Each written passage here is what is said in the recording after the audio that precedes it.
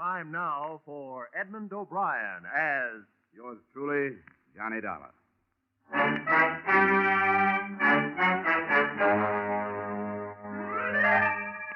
Edmund O'Brien in another of the adventures of the man with an action-packed expense account, America's fabulous freelance insurance investigator, Johnny Dollar.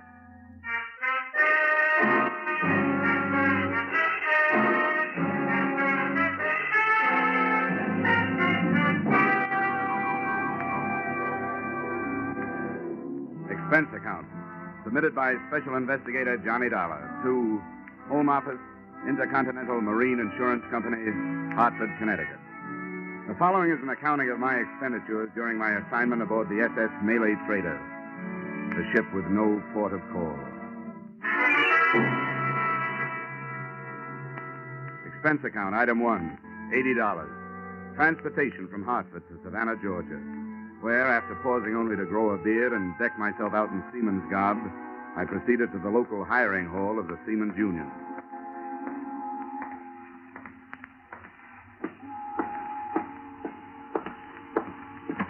The Cape Lorenza, C2, sailors for the Panamanian line bound for Rio de Janeiro, leaving tomorrow morning, 9 a.m. The call is for one baker, one galley boy, one carpenter, and 2 ABs. Cape Lorenza, C2. Yes, okay. All right, we'll put the call right through right away. Em, what is it? The name is Dollar. I'm signing on the Malay Trader. Ordinary seaman, special permit. Special, huh? Well, let me see now. Oh, yes, here it is. Insurance dick, huh? Well, I'm glad to cooperate, Dollar. Thanks. Where do I find the ship? Pier 8. The directions will all be here on your assignment slip. What's the beef? A hot cargo? Well, maybe. When I find out, you can read about it in the papers. Okay, so you're not talking. That's your business. Here's your slip. Now, the best way to get there is to follow the railroad tracks past the warehouses right across the street.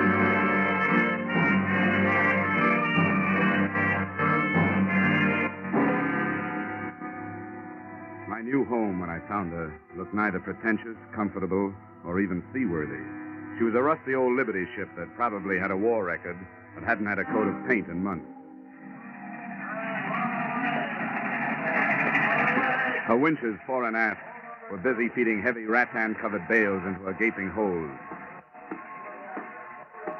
Her decks were alive with longshoremen, and set against all that activity, a bulky gent wearing an officer's cap lolled on a stool near the head of the gangway, idling time with fingernails and a penknife. Yeah? What's your business?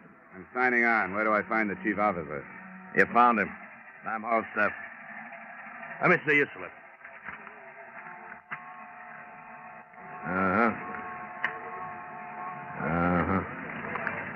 Yeah.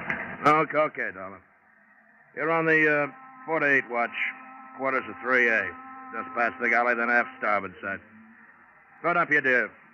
You can sign later. Right.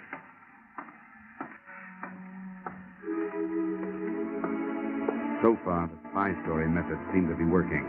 I was aboard the ship as a seaman, and a few seconds later, I was shaking hands with the man who shared my quarters, Al Rhoda, on a salary for 4 years as Intercontinental's marine investigator.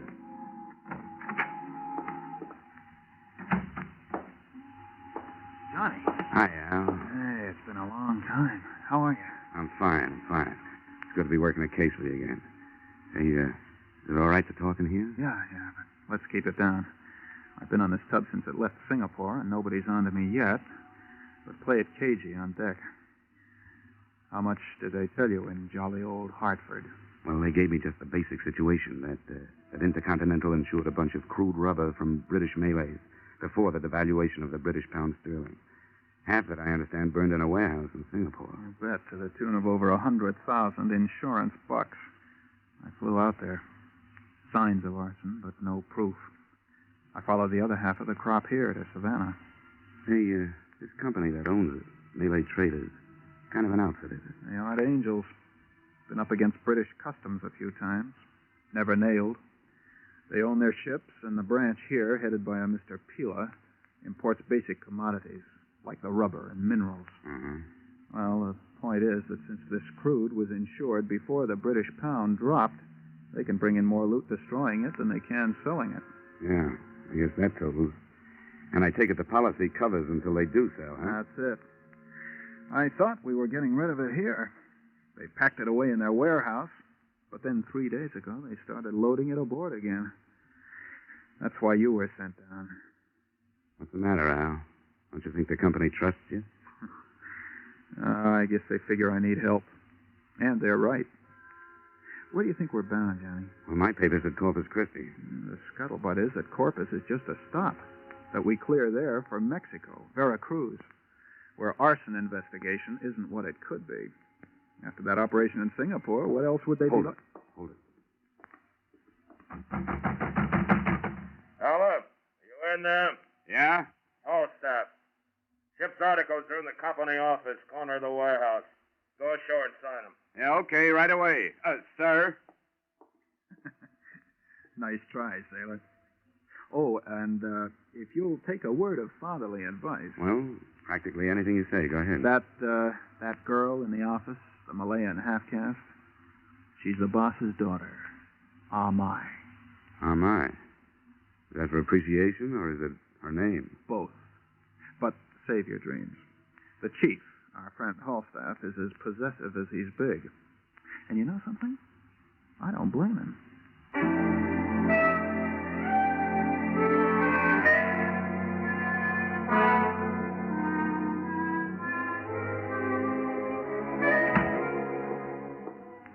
I didn't blame Halstaff either after I saw Amai. You could tell she had enough Occidental know-how to be proud of what the Oriental did to her looks.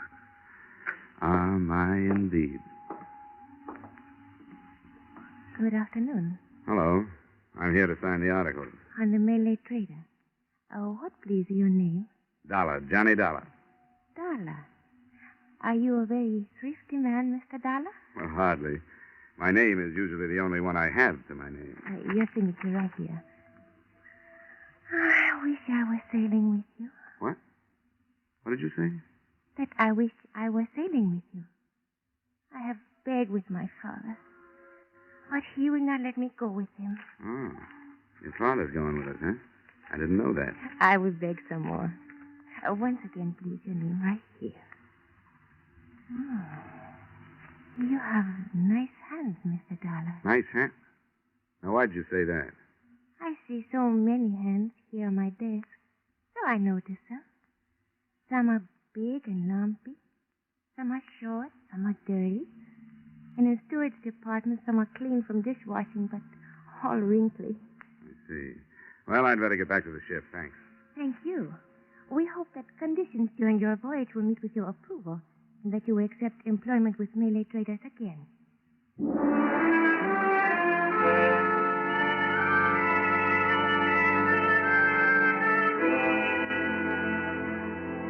And with those memorized words ringing in my ear, I thanked the luscious Amai again and proceeded shipward to take up my duties as a very ordinary seaman.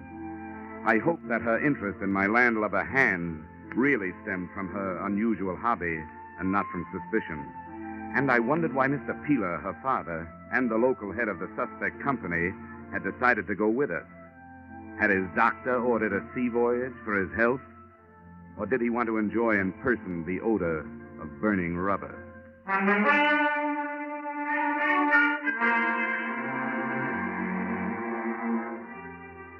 The next afternoon, the cargo had all been brought aboard. The ship was made ready for sea. And I had sustained, along with multiple cuts and bruises, the ire of the bosun because I didn't know the difference between a preventer and a topping lift. But by the time night fell and the Malay trader was plunging down the Atlantic coast, I knew one thing. The sailor's life is not for me.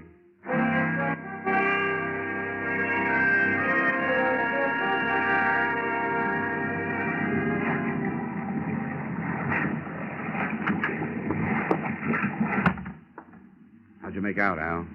Well, nothing new. Scuttlebutt is still Veracruz, but there's something screwy about it, Johnny. You develop a nose after you've snooped as many ships as I have. There's something wrong aboard. What? Besides my seamanship. The old man? Yeah, a lot of little things. course we're on for Florida Straits, the readings on the ballast gauges. Of course, the displacement ratio changes with different oceans and water temperatures. Look, Al, that's all Greek to me. Ballast gauges, displacement ratio. Just what are these things that are bothering you? Well, I don't know. Just vague things that... Look, come out on the foredeck with me, will you? Yeah, sure. It's probably just this overactive nose of mine, but...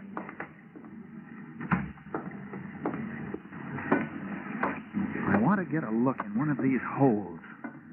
Now, there's a hand standing look bow, and if you'll go up there and keep his attention, I'll slip into the escape hatch of number 2. All I'll need is about 10 minutes. I'll meet you in the cabin.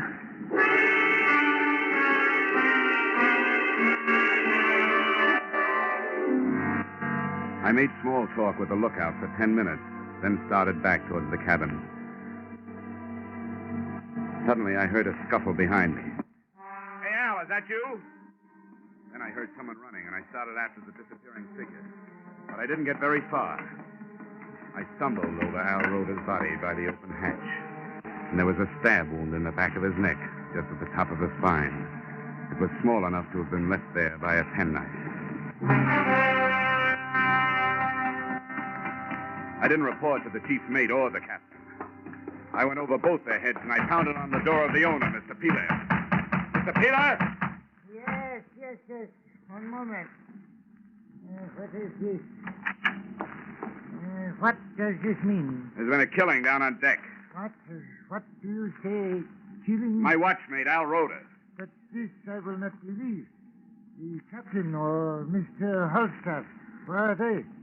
Why do you come to me? Because I think a request from you is in order. I think Sparks ought to radio the Coast Guard. The sooner the better. But a killing on my ship. To believe this from you. No, I do not. What is that? Man overboard, Mr. Peeler. A murder has just been turned into an accident.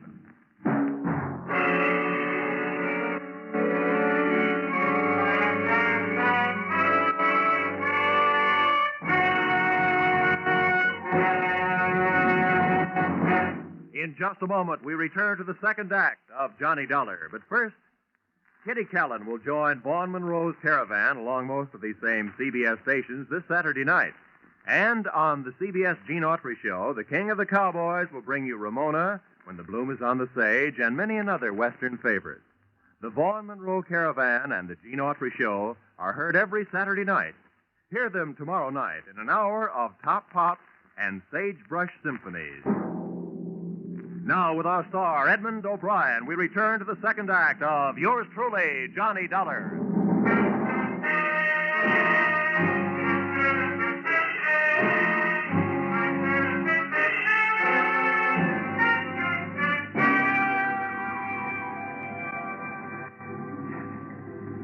Mr. Horstaff.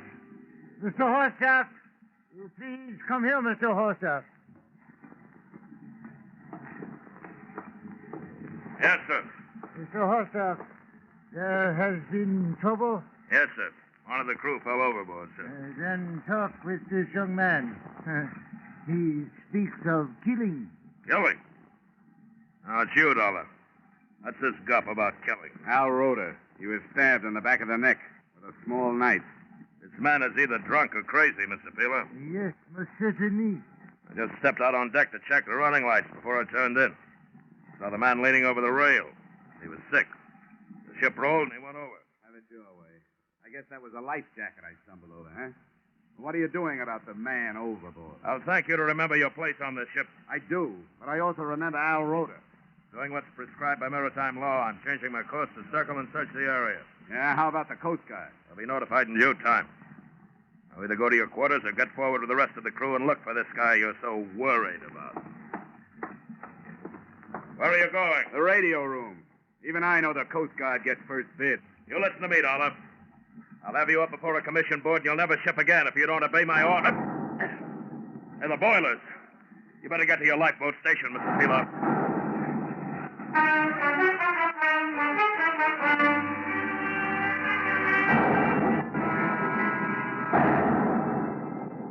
Every every time an explosion lifted the Malay trader up off the water, it lifted my stomach up with it.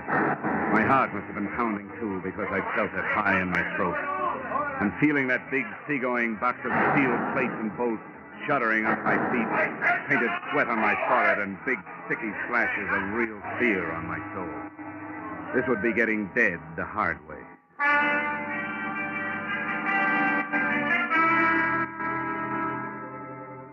But finally, the quivering of the ship came to a stop, calming down my own vibrations as it faded.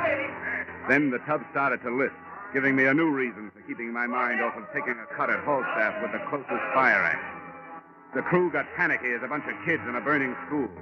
And while they fumbled with the lifeboats, I took a last running look at number 2 hold. There were still bloodstains on the deck where I'd found Rhoda. And next to them, besides the open hatch, I found something that Falstaff hadn't realized he'd lost or hadn't had time to look for. His penknife, pearl shell handle, with an anchor embossed in silver. I pulled back the top further, moved a few of the sectional hatch covers, and got a look into the hold.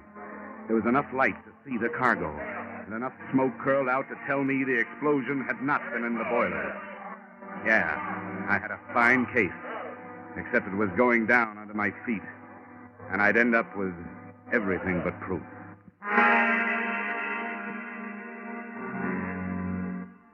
It was shortly after dawn when the Malay trader finally settled by the bow and went into a final plunge. Everybody in the lifeboat turned and watched her go. The water quieted over her, and the only traces left were the hatch covers I'd pulled loose.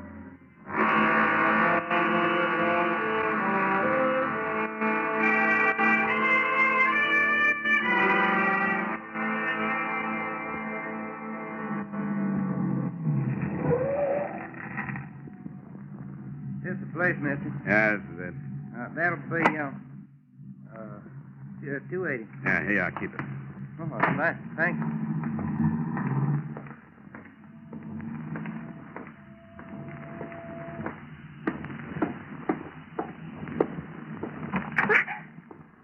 Who are you? Page 1 and 3, line 22. Ship's articles, you remember? $1. Oh, yes. But this newspaper, it says you're missing from shipwreck. Yeah. A guy'd have to be stupid or dead to be lost on a sinking like that. Everything was too convenient. Plenty of time to get the boats lost. Only 4 miles from shore. But papers say that... Yeah, they reported me missing because I didn't take time to report myself among the living. You see, I couldn't wait to get back to Savannah, get back to you and the king-size scheme cooked up in this office. Now, I'm not promising anything, but a quick signed statement might help you. I'll write it and you sign it. You talk about a scheme. What statement is this? Oh, come on, stop it. Look, use the old sex pitch. Try to sell me that it'll be worth my while, but don't try to sell me innocent. Mr. Darling, you think I know about something. Please, tell me what it is. Look, if you're bluffing, you can quit. I know that explosion on the ship was staged. Now, the next step is to try to collect the insurance on the rubber that was lost. And that's the step I'm supposed to start. Here. Here's my ID. I'm very sorry. I not understand. You are a police? Yeah, in a way. In a way, I'm the police. And the real ones aren't far behind me. And you do not lie to me. Look, I wouldn't have any reason to. If this is true, I knew nothing about it. I, too, do not lie. Well, why'd you think your father was taking this trip? I did not question. Neil told me he had business in Corpus Christi. Well, then Halstaff lied to you. The newspapers will tell you why your father took the trip. Here, look at this. Importer and fleet owner narrowly escapes death in explosion aboard his own ship. Now, who'd think of scuttling with the aged owner taking the risk himself, huh? Darling, it's very difficult when in a few minutes 2 men you love become suddenly criminals. I am only daughter. I not question my father. If he did this thing, he did it with reason. Now, what would you have me to do? Well, first stop looking at me as if I started it all. I'm sorry.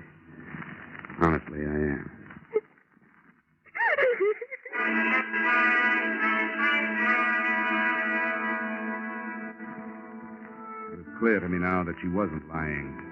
To hide my embarrassment, I read through the newspaper accounts of the sinking again while she recovered herself.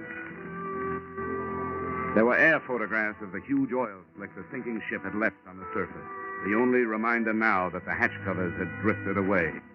The lack of wreckage was mentioned in the stories, and I remembered Al Rhoda worrying about ballast and displacement. I looked up the number of a local chemist, and I made a phone call.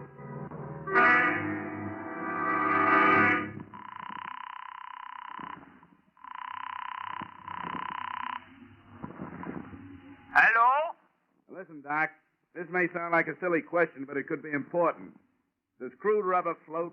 Crude rubber? Do you mean perhaps latex? Yeah, whatever you call it. The way it comes into the country, wrapped in rattan, will it float? Oh, specific gravity. Wait, I think. It decreases as the temperature rises. You see, normally specific gravity is a little less than that of water. Yeah. It would float. Yeah, it floats. In the hold of a sunken ship, with a hatch partly open, it would force its way out and come to the surface? Yeah, it floats. Yeah, but it didn't. Thanks. Am I? Yes. How many warehouses does Malay traders have here in Savannah? Only the two. Here on the waterfront, huh? Was anything moved out of them last night? After the ship left? No, nothing was moved. Mr. Dollar, what does this mean? Am I want you to wait here in the office for your father. When he comes, I want you to tell him that I'll be waiting for him in one of the warehouses and that I know the truth.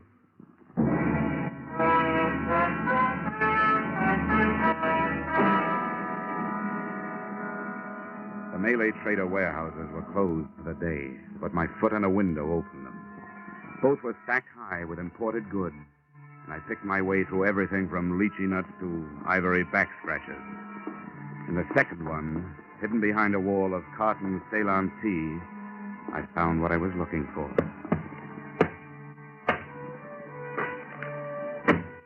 They were unlabeled wood crates.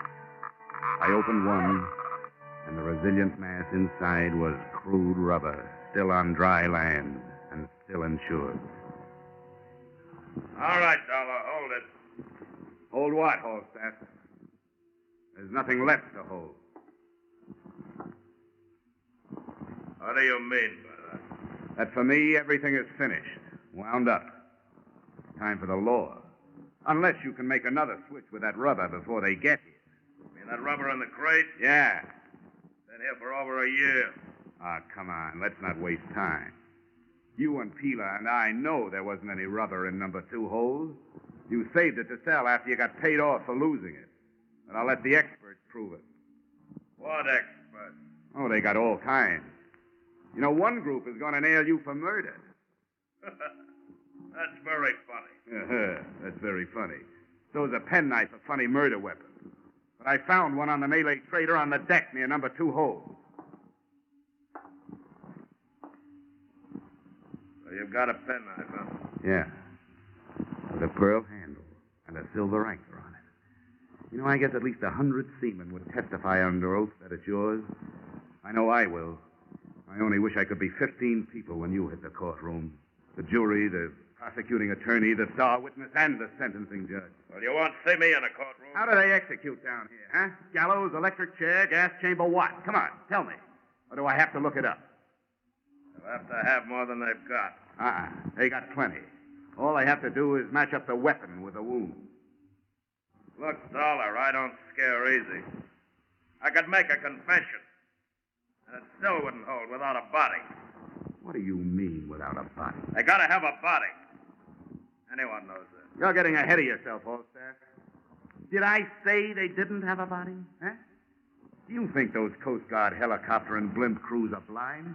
Keep going, Dollar. You think a guy who's been a Marine investigator as long as Al Rhoda had went around without figuring how to do his job even after he was dead? What are you talking about? What do you think he wore around his middle? A money belt or a life belt that would keep him afloat? You're stupid, Holstaff. Give me the knife, Dollar. It's not only a knife. It's Exhibit A, and the prosecution will want it. Give me the knife, Dollar. I'll kill you if I have to. You don't want to shoot me, Falstaff. How do you know I've got the knife with me? Huh? How do you know I haven't left it someplace with a note to the police? Stand still. Now get your hands off to the side. Now hold them there. All right, now keep your hands still. Now just turn around. Don't move.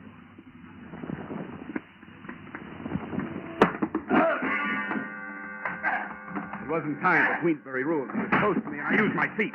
The first one landed on his shin, and the same movement, I fell forward on my hands and kicked out with both feet.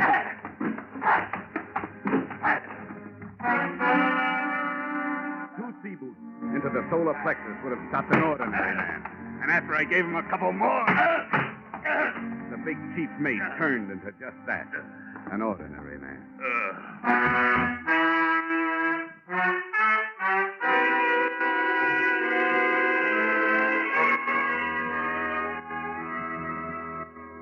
I turned Falstaff over to the police along with the murder weapon and the results of my bluff. They took it from there to a confession. Mr. Peeler was cleared of responsibility for Al Roda's murder, is now being held on conspiracy to defraud. I hope since the policy on the remaining cargo of rubber can now be canceled, Intercontinental is minimizing the monetary loss in Singapore. To you, the loss is a little more than $100,000 and an operative. I have lost a friend.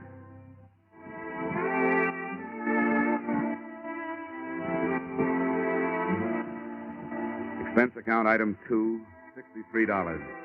Getting my foot on a bar and my chin off my chest while waiting for a train to take me out of Savannah. Item 3, $80. Transportation Savannah to Hot. Item 4, $10. Public stenographer who took the dictation on this expense account. Item 5, entertainment. Same public stenographer who spent the evening proving that socially she didn't take dictation. Also that she was no good at making me forget what I want so badly to forget. The face of Al Roda. Expense account total? Skip it. This one is on me. Yours truly, Johnny Dollar.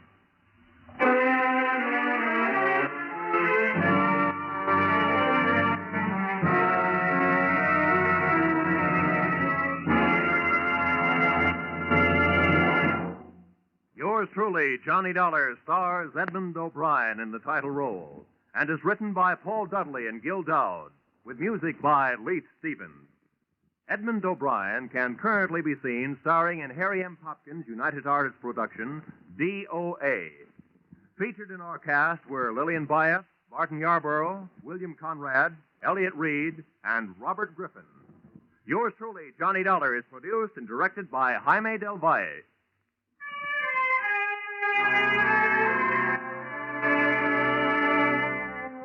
Join us again next week when Edmund O'Brien returns in another adventure of Yours truly, Johnny Dollar.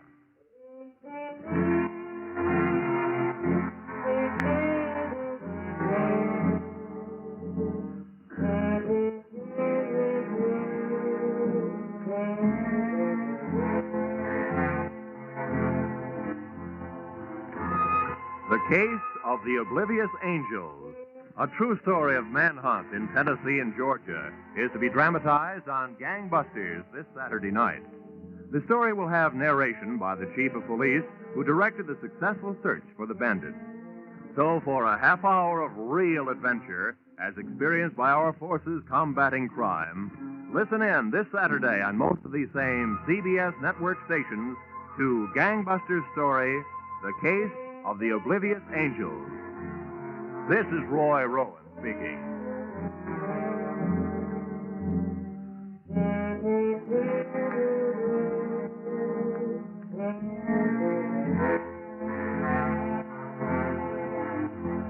This is CBS, where yours truly, Johnny Dollar, meets adventure every Friday night.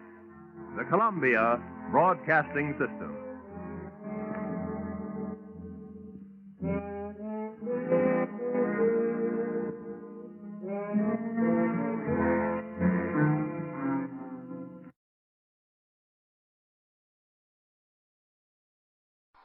Time now for Edmund O'Brien as Johnny Dollar. Johnny, how soon can you get out to High Bridge, North Dakota? North Dakota, huh? In the winter, you guys send me to North Dakota and the summit of Miami, Florida. All right, what's your problem? We got two old duffers insured for a total of $80,000. What's the matter? Somebody threatening to kill them? No, they're threatening to kill themselves.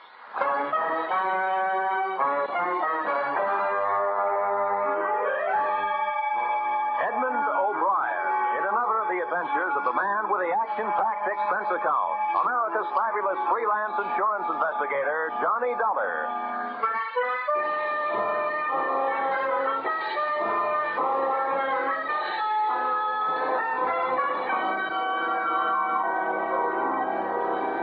Expense account submitted by Special Investigator Johnny Dollar to Home Office, National Fidelity Life Insurance Company, Hartford, Connecticut. The following is an accounting of my expenditures during investigation of your policyholders, Mr. and Mrs. Arbuthnot Trump, or how the Gravediggers Spades came near being Trumps. Expense account item 1, $113.52 railroad fare, Hartford, Connecticut to High Bridge, North Dakota.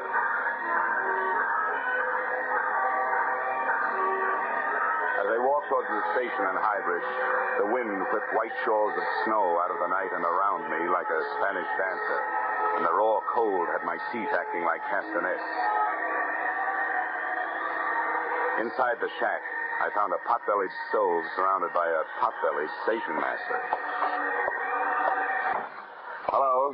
Oh, hello. You our only customer? Well, I'm the only one got off the train.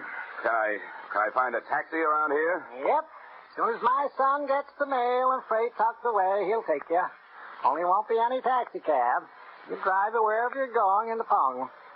By the way, where are you going? To the Trump residence. You know it? Yep, I know it.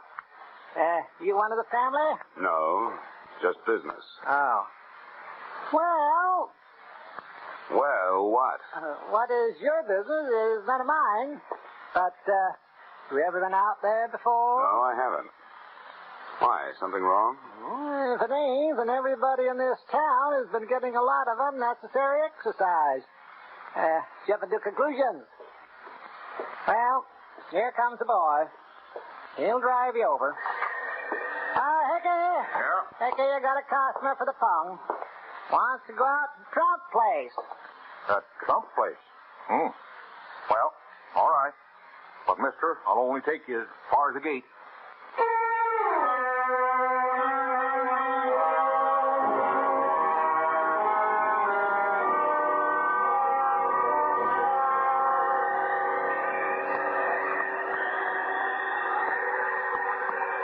You say this your first business, huh? That right, Mr. Dollar? Yep, that's right. Hey, how much more we got to go? Oh, about another mile. You cold? Cold. Ooh, I'm freezing. Well, slap your arms around. Keep up circulation. Hey, does it always get this cold around here? Nope. Only in the winter. Oh. Say, Hickey. Yeah? You mind answering a few more questions? No, many answers. You're welcome to those. Well, what about this Trump place? Why is everybody around here scared of it? What is it, a haunted house? Nope. As far as I know, everybody out there's alive all right. Matter of fact, I'd feel better if some of the things out there was dead. What do you mean? Well, past year or so, I've been delivering some packages out there. Boxes coming express on a train. Some of them come all the way from Africa. Quite a few from India, too. All marked danger. All marked do not open. Deadly. Whatever comes in those boxes is alive. What about the people, the Trumps themselves? Oh, they look nice enough. Sort on the old side. Old man Trump looks like a deacon. His wife looks like a deacon's wife. But they never seem to come to town, let alone church. Hey, that's funny. What's so funny? Well, look, they're on the road. Trace auto tracks. Only one place to go out this way. Same place we're going. To the Trump house. I don't see anything wrong with that. Those folks never have no visitors. Now it looks like they're having a lot. Hey, maybe they're having guests for dinner. That's right. Maybe they are having guests in for dinner. I didn't say in for dinner. I said maybe they're having guests for dinner. Oh, that's some funny joke, that is. Yeah. Well, here we are, right around the next bend. Good. I'll tell you what, Hickey. When I get ready for you to drive me back, I'll give you a call on the telephone, huh? Well, that'll be a good trick if you can do it. What do you mean? They don't have no telephone.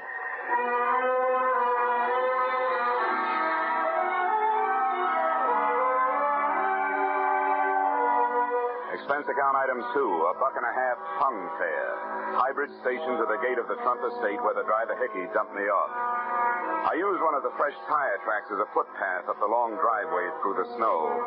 And steaming the white flakes out of my eyes with my breath, I took inventory of the house. It was big, colonial, and in good repair.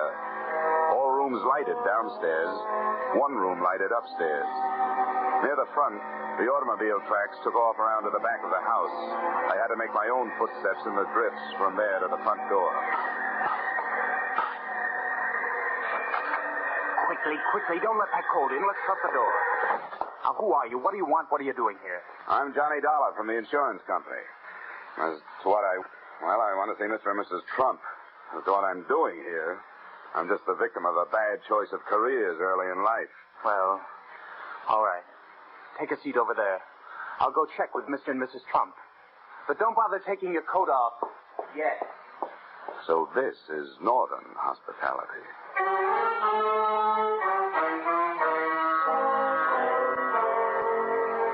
Coming in out of the cold makes any house seem warm. But my overcoat started to steam about 10 seconds after I got inside this one. So did I. Looking around, I saw the reason. There were potted orchids growing all over the hallway, and orchids grow only in tropical warmth.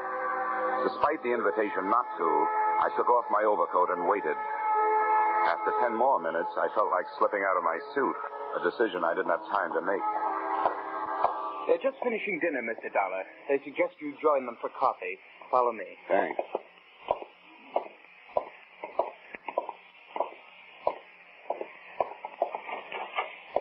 Mrs. Trump, Mr. Trump, this is Mr. Dollar. How do you do? How are you, Mrs. Trump? Won't you join us?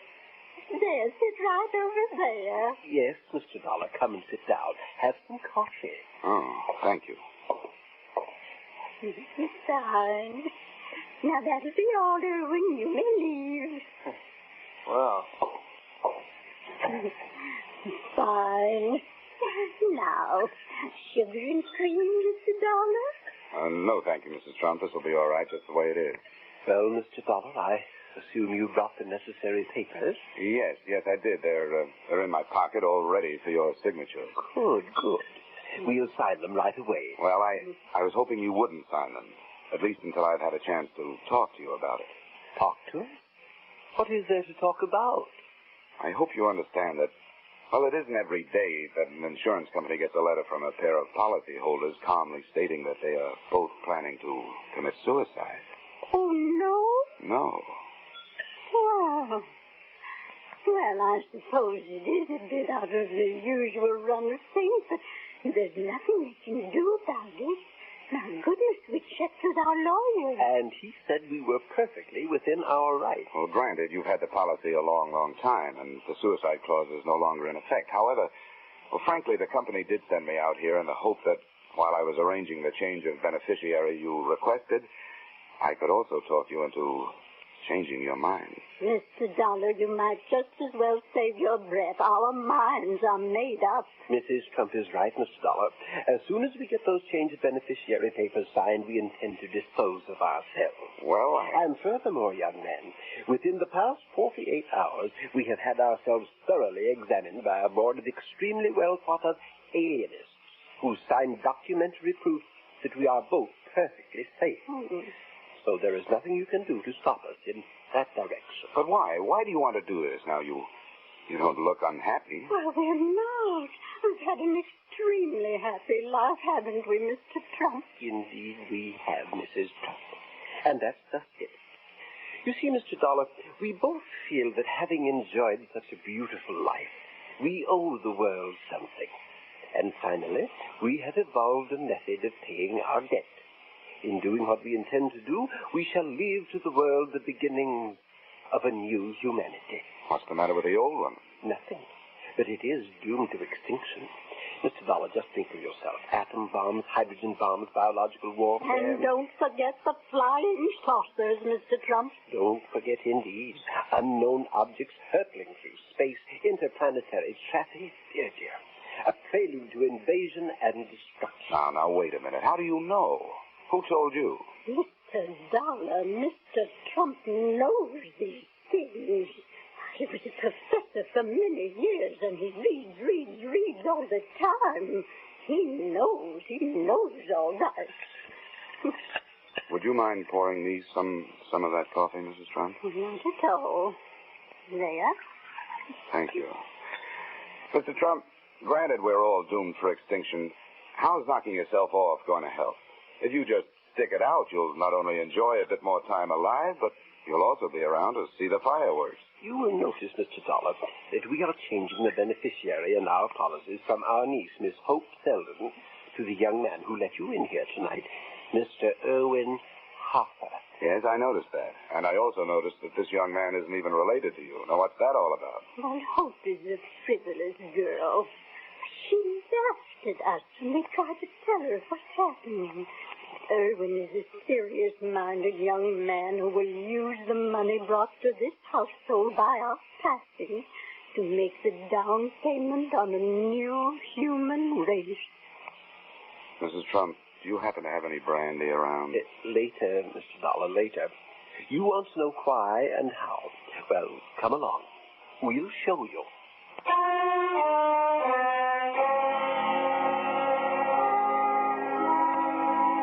A nightmare is bad enough when you're asleep, but I was awake, and that's when they're really frightening. They took me down through the back of the house to a winding, half-lighted stairway into the belly of the black hole. The oppressive heat grew even more oppressive.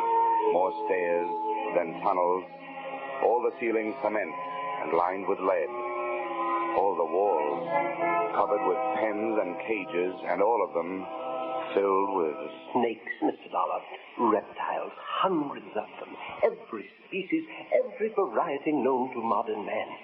Look at them. Look at them and look at them well, for here is the new beginning. When life as we know it is blasted off the face of this earth, either by man himself or by his planetary cousins. When that happens, then these shall be the inheritors of this global sphere, as they were in the beginning, according to the Meston theory as set down in 1903. Yes, Mr. Dollar, Mr. Trump knows these things, don't you see? No, I've got to admit I don't quite see. You will. There. Look. Every pen, every cage is equipped with an automatic feeding device. Stored above the cages is enough scientifically developed food to keep these reptiles alive for 100 years if need be. Until the Holocaust, they will be cared for by young Harper. I could use some old Harper myself. When the Holocaust comes, Irwin Harper shall survive as long as possible. Then the machines will take over. The reptiles will be fed, and when the recording devices up on top say that the radioactivity and magnetic forces have been dissipated, the doors of the cages leading to the earth above shall be automatically projected outdoors, and the cycle shall be complete. Then the reptiles will be set free on the face of the earth to once again evolve themselves into the new humanity. I see. Look, Mr. Trump, I'm out here to ask you a very simple question. What's all this got to do with your committing suicide? That is easily answered, Mr. Dollar. We need money. We need a lot of money to buy the rest of the equipment. We are willing to give up the little that is left of our lives to provide it.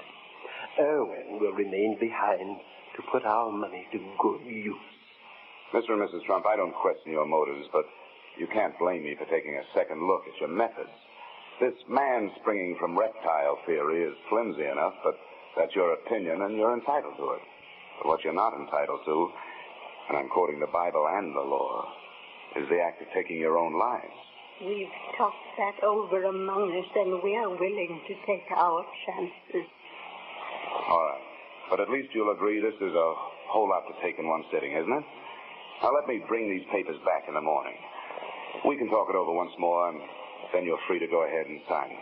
Well, the time is short, but I don't think a few hours will matter. Do you agree, Mrs. Trump? No, yes, I agree. Good. Now, if you'll be kind enough to either let me have a car or have somebody drive me into town. Car? We have no car. We haven't had one for months, and we've borrowed them from the property. Hasn't been one past the gate for almost a year. Oh? Including tonight? Yes, of course, including tonight. You'll just have to stay here. Come now. We'll take you up to your room, Mr. Dollar. What you need is a good night's sleep.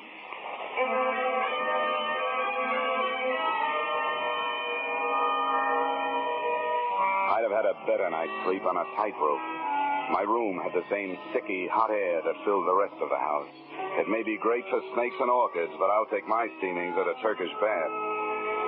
I stretched out on the bed, turned off the lamp, and closed my eyes. But for 20 straight minutes, I could still see ghost automobiles and snakes and more snakes. I kept my eyes closed as much as I could because when they were open, I could see on the wall the serpentine shadows of the tree branches outside. At least I hoped that's what they were. Then, just as I was hoping the hardest that the realest of them all wasn't what it looked like, out of the blackness from across the room I heard... I reached down under the bed for a shoe. Not much of a weapon, but all I could think of at the moment. Then I snapped on the lamp and saw it. It had plenty of coils, all right, but it was strictly non-venomous. The steam radiator standing there hissing my performance. But my nerve ends didn't even have a chance to lie down. They were still standing straight up when it happened. I was out of bed, across the room, and out into the hall in slightly more time than it takes to tell. The ray of light from my open door fell across a jumbled pile of beautiful young women. I bent over her and...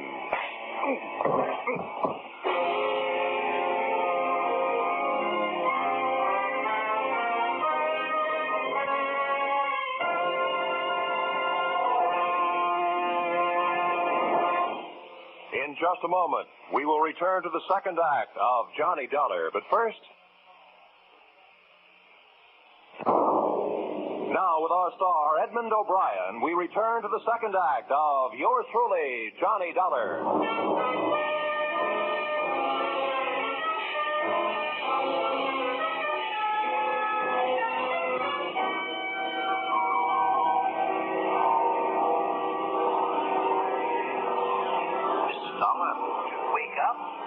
Walking in your sleep. Yes, you should be more careful. Perhaps you need analysis.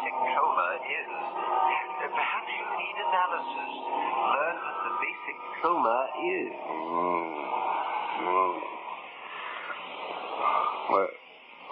What did he say, Mrs. Trump? Sounded like he said, where is she? I'm right here, Mr. Dollar, right here taking care of you. Oh. Yeah, somebody's been taking care of me, all right. Oh. Well, where is she, huh? She's gone. What have you done with her? Come on now, where's the... Mr. Dollar, you better get hold of yourself. There is no girl here. Oh, no? Oh, look. Earlier tonight, you told me there was no automobile around here, but there was. I saw the tracks in the driveway with my own eyes. I walked in one of them. All right. Look out the window, Mrs. Trump. No, I don't see any tracks. Do you see any footprints? No, nothing, just snow. Okay. At least you know I walked up that driveway, right? And my footprints are covered up.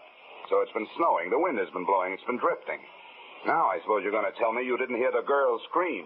Come now, Mr. Dollar. You were having a nightmare. No girl scream. Well, if you didn't hear anything, what are you doing out here? What brought you? Young man, we have a right to be wherever in our own home we choose to be. But I might as well tell you, I found you when I started for the kitchen to get some crackers and warm milk. I found you lying here. Yeah, everyone's lying around here.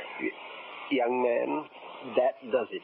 Once we get those papers signed, I'm afraid we shall have to ask you to leave. That's all right with me. They're here in my room. Come on.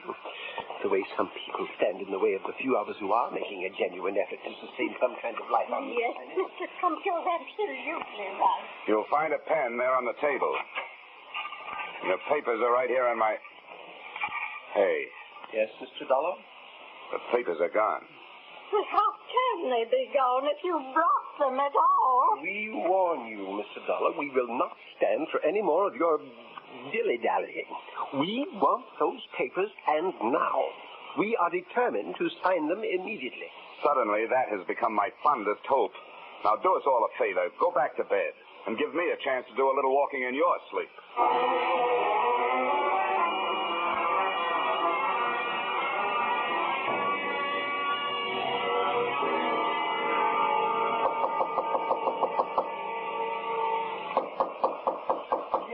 Who is it?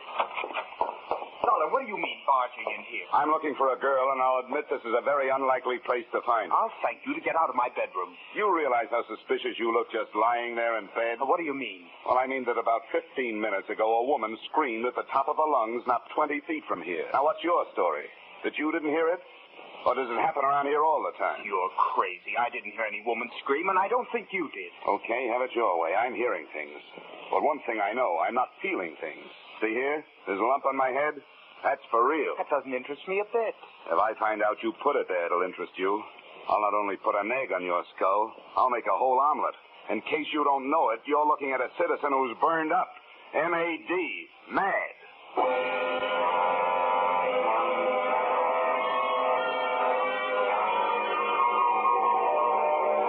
From there, I started through the rest of the rooms in the house. I thought I knew who I was looking for.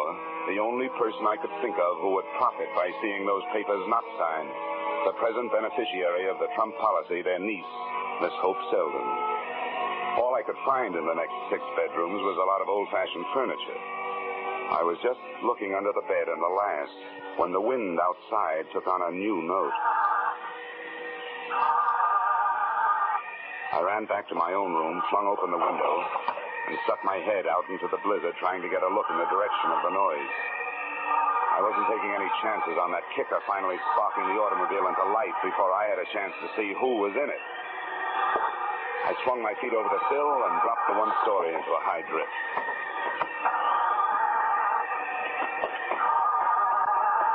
Come on. Come on. Oh, darn it. Don't wasting your time. Around here, people only go for sleigh rides. What do you want? Who are you? You should know. You had your hand in my coat pocket earlier tonight. Of course, unfortunately, I wasn't in the coat, but something else was. And I want it back. If I took anything out of your pocket, I had plenty of reason and plenty of right to do it. The only one I want taking things out of my pocket is the cleaner when he's filling out the tobacco crumbs. Now, come on, give me those papers. No, just let me talk to you first. I want you to hear my side of things. Look, I'm freezing. If it takes more than 5 seconds for you to say what you gotta say, no dice. Well, then let's go back in the house. I know you'll believe me.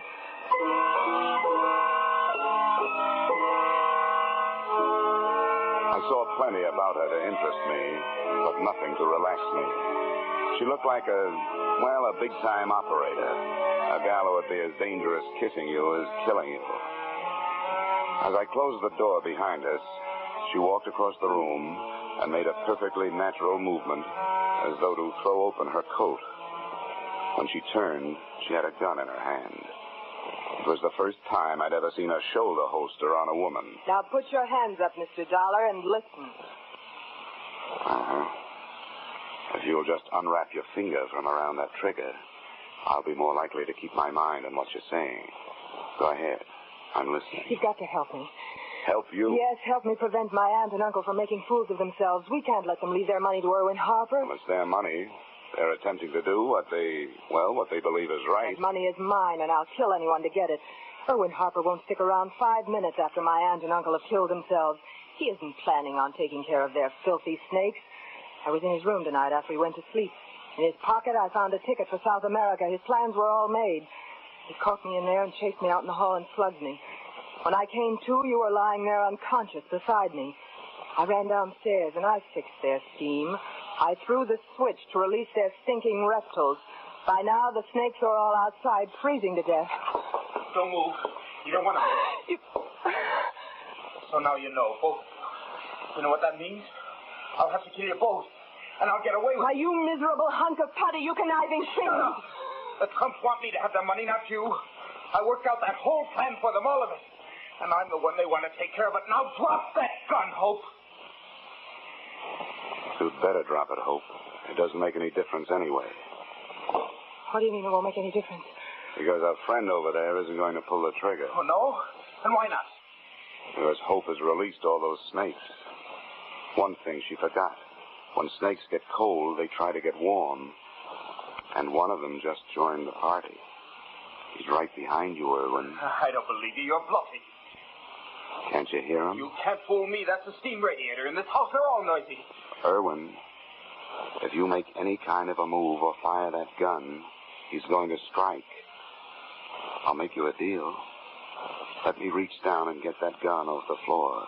I'll blast its head off. Careful. Don't move, Irwin. No, you don't. I know what you want that gun for. I wouldn't even turn around and look, Irwin. Not only going to move, I'm going to get that gun out of your reach. There was a snake. Look out, he's on the loose. Oh, he got me! The bushmaster! The worst of them all. Well, you've got the gun. Go on. Shoot him, Howard. Shoot him. All right, That's for him. But you're not staying behind me to get your... This is for you!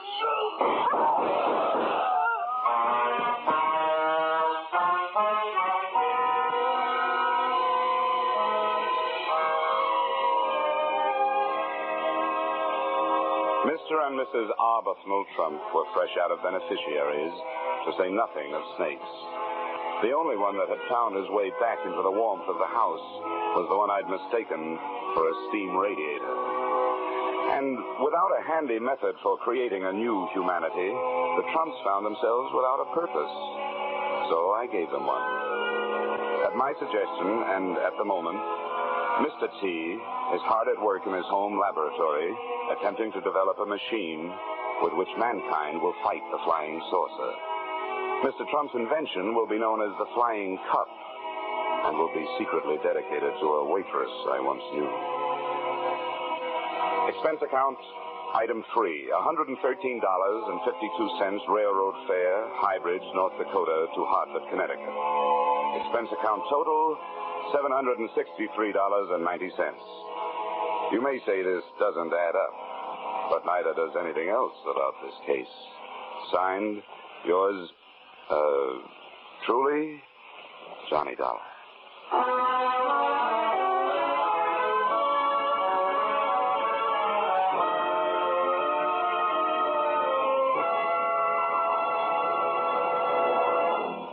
Yours truly, Johnny Dollar, stars Edmund O'Brien in the title role and is written by Paul Dudley and Gil Dowd with music by Leith Stevens.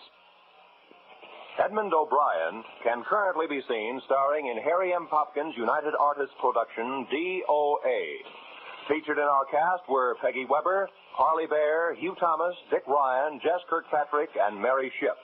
Yours truly, Johnny Dollar, is produced and directed by Jaime Del Valle.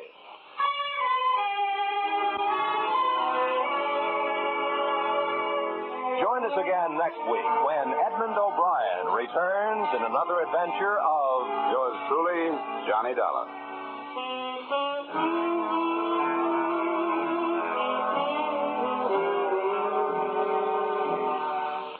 The Echo of Jesse James, a modern story of how police tracked down a couple of train robbers, will be brought to you on CBS's Gangbusters this Saturday night. The narrator will be the Superintendent of Metropolitan Police, Washington, D.C., and another Gangbusters wonderful cast will reenact this true story for you. Join us this Saturday night on most of these same CBS stations for Gangbusters drama, The Echo of Jesse James. This is Roy Rowan speaking. This is CBS, where yours truly, Johnny Dollar, meets adventure every Friday night. The Columbia Broadcasting System.